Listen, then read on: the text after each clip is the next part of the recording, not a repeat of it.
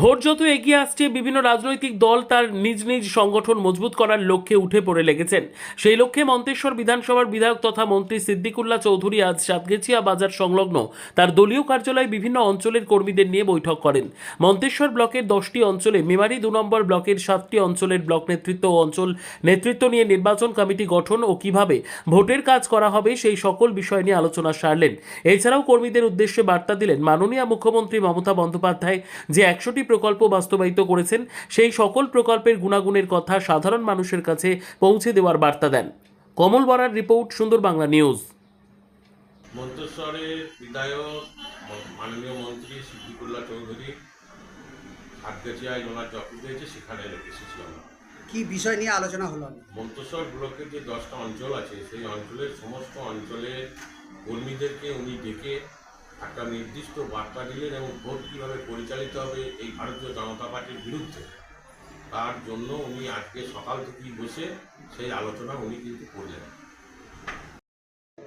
আমাদের সম্মানীয় মমতা ব্যানার্জি মুখ্যমন্ত্রী হওয়ার পর এ পর্যন্ত প্রায় 100টি প্রকল্প রাজ্যবাসীর জন্য দিয়েছে। সার্বজনীনভাবে প্রতিটি বাড়ি, প্রতিটি ব্যক্তি, প্রতিটি পরিবার উপকৃত এবং দান সেটা চলছে। এরই সন্ধিক্ষণে নির্বাচন এসেছে। আমি আজকে সাতগেছিয়া বিধায়ক অফিসে এসেছি। মন্তেশ্বর ব্লকের 10টি অঞ্চল আর মেমারি ব্লকের 7টি অঞ্চল প্রতিনিধিত্ব এবং ব্লক প্রতিনিধিদের এসেছেন যে আসন্ন ভোট এই ব্যাপারে কমিটি গঠন কীভাবে কী হবে না হবে সেই নিয়ে প্রাথমিক একটা আলোচনা করছি।